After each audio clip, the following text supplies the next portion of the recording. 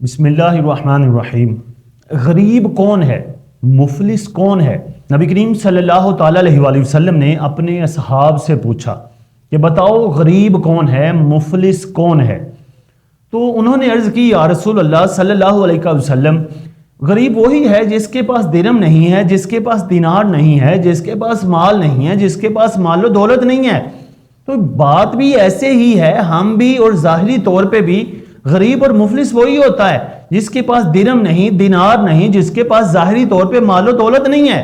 نبی کریم صلی اللہ تعالیٰ علیہ وآلہ وسلم نے فرمایا نہیں، ایسا بندہ غریب نہیں ہے جس کے پاس مال نہیں، دولت نہیں۔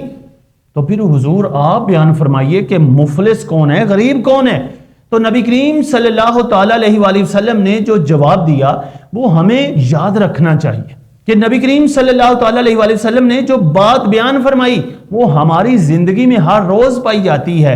ہم ہر روز ایسے کام کرتے ہیں کہ ہم غریب ہیں، چاہے ہماری جیب میں پیسے ہوں یا نہ ہوں، چاہے ہمارے پاس مال و دولت ہے، لیکن ہم غریب ہی رہیں گے اگر ہم نے اس بات پہ عمل نہ کیا۔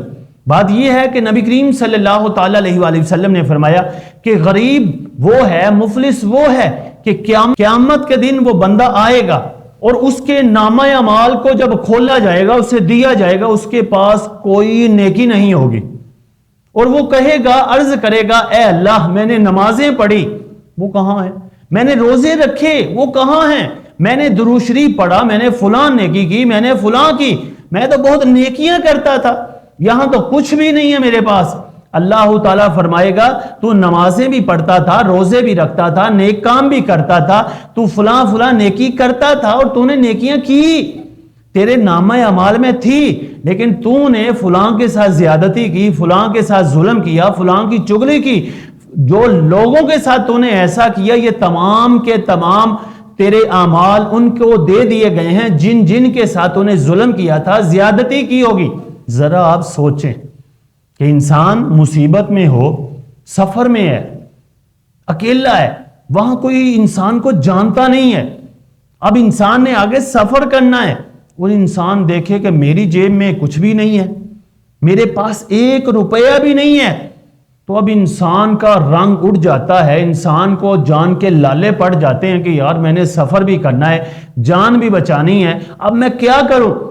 اب قیامت کا منظر اسی طرح ہے کہ ہم وہاں مسافروں سے بھی زیادہ سخت مصیبتوں میں ہوں گے کہ جب نامہ اعمال کھولے جائیں گے، ہمارے پاس کچھ نہیں ہوگا، تو ہمارے جو کچھ اعمال ہیں وہ بھی اگر ہم ضائع کر لیں تو پھر ہم سے بڑا بدبخت کوئی نہیں ہوگا، ہم سے بڑا غریب کوئی نہیں ہوگا، ہم سے بڑا کوئی مفلس نہیں ہوگا۔ تو لہٰذا ہمیں چاہیے کہ ہم اپنی زندگی ایسے گزاریں کہ نیکیاں کرتے رہیں۔ اگر نیکیاں ہم کر رہے ہیں تو نیکیوں کی حفاظت کا بھی خیال رکھیں۔